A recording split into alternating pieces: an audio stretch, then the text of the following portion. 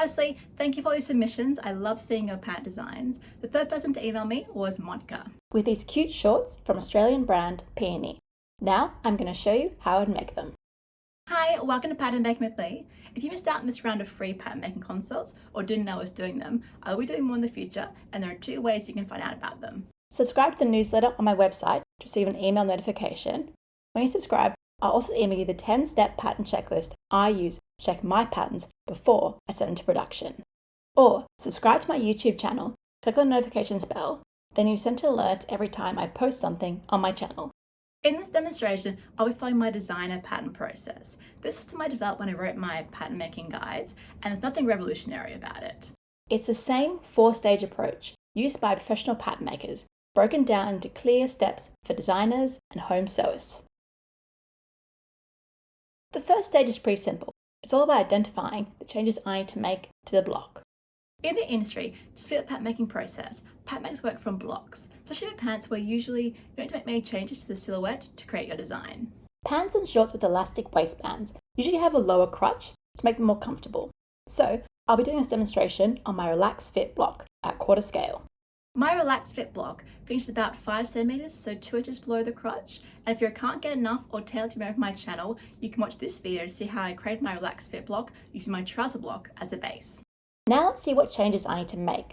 Firstly, I need to shorten the block so it finishes mid-thigh. I also need to add additional width so I can then gather the pant at the waist. Then I need to create this waistband detailing. I love the waist detailing on this pant, and it's created by extending the pattern along the waist and folding it back on itself. I can tell this because the center front seam continues onto the waistband.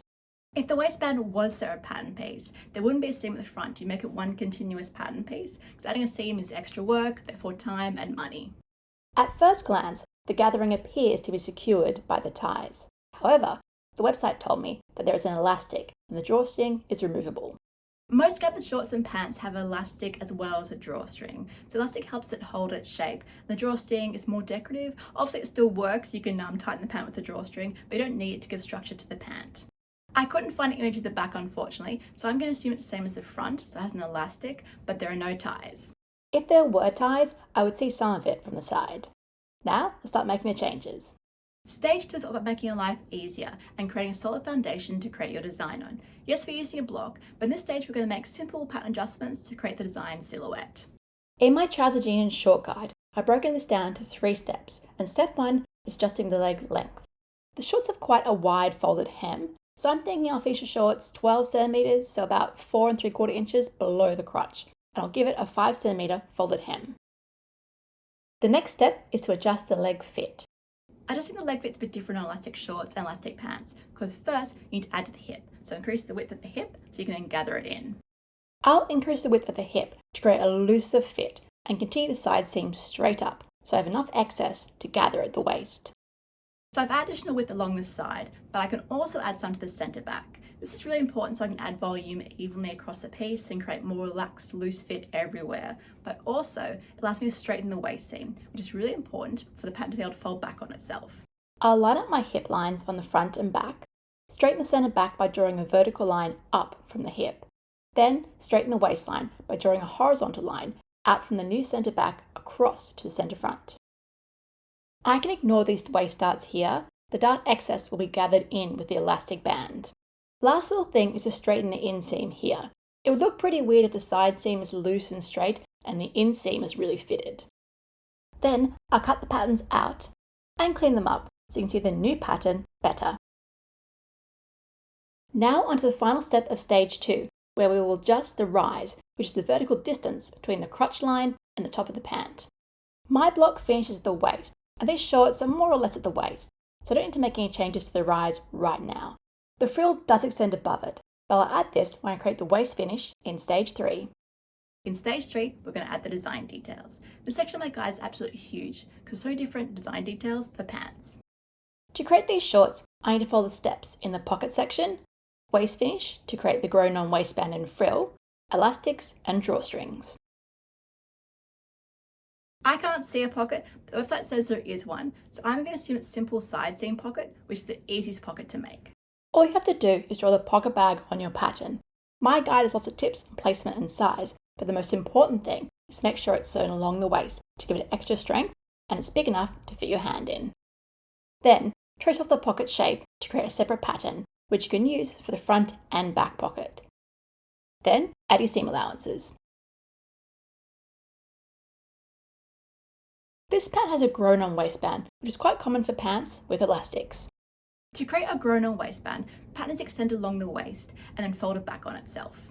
The simplest version has a single elastic inserted inside to cinch the waist to the body.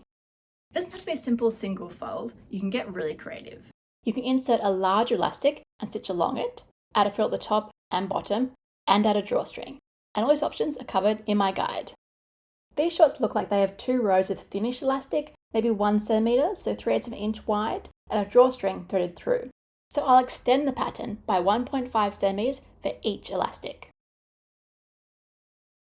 Why 1.5 centimeters, not the 1 centimeter elastic? We need to add extra width to allow for the drawstring and elastic bulk, so the elastic can slide through freely and avoids any twisting and bunching.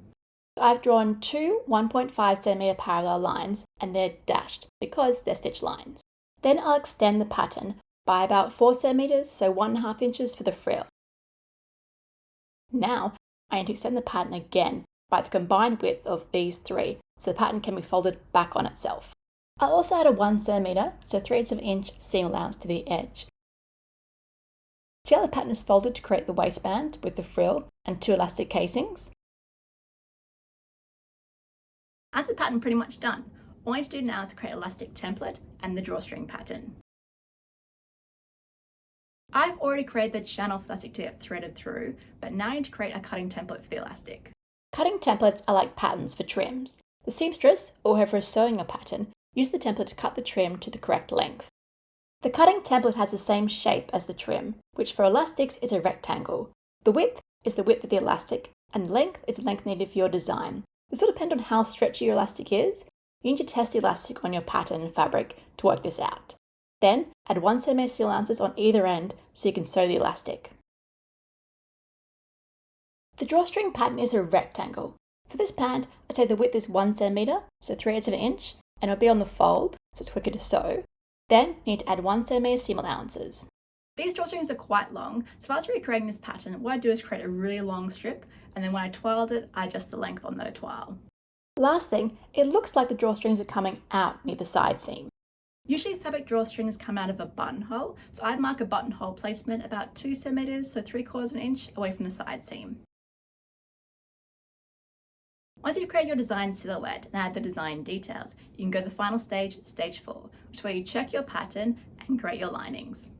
Firstly, you true all your joining seams to make sure they're the correct length. I've done a whole video on how you can do this, or you can follow the steps in the guide.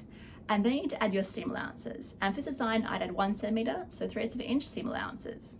For the hem allowance, I already added 5 centimetre, so 2-inch folded hem when I adjusted the leg length in stage 2.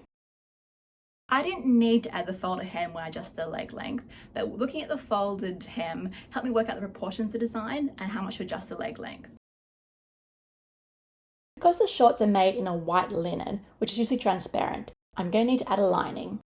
Lining fabrics usually have less give than self fabrics, which means they stretch less and drop less over time. So when you create a pant lining, you need to add extra width across the hip area especially, and add extra length along the crotch so the lining doesn't pull. So as a general rule, lining patterns should be bigger than self patterns, unless the pattern is loose and oversized like this one. It has a dropped crotch, so I don't need to worry about the lining pulling along the crotch. And there's already additional width across the pattern, so it won't feel tight across the hip. So I can use my self pattern as a base. The inseam and side seam will stay the same, but I'm going to finish the lining here, along the original waist seam. This will allow me to insert the lining when I fold the fabric to create the grown-on waistband. The other thing I need to do is make it shorter, because you don't want the line to be visible along the hem. I hate seeing the line where the lining finishes, and it's always really obvious on white fabric. But luckily, because the fold is so big, we can finish the lining here, so it isn't visible. So I made the lining about 3 centimetres, just over an inch shorter than the self. And when I say 3 centimetres shorter, I mean from the hem fold line, not the edge of the pattern, because this area is the hem allowance, which we folded up. Quick side note on linings. So if the pattern is fitted, the lining should be bigger. If the pattern is loose, oversized, the lining can be the same shape usually. However, if the pattern is really oversized, say it has lots of gathering or pleating detail, you actually make the lining smaller. It should always be bigger than the body, but say you have a lot of gathering, you can reduce the amount of gathering on the lining. This saves you money because you use less fabric and also looks better because it seems to be as bulky. I hope you enjoyed this viewer request video. Here are a couple more you can check out as well with lots more pant drafting tips. And make sure you click on the notifications bell so you don't miss my next free pattern making consult. And of course, you can grab one of my guides and make your own pants by yourself using my 4-stage designer pattern process.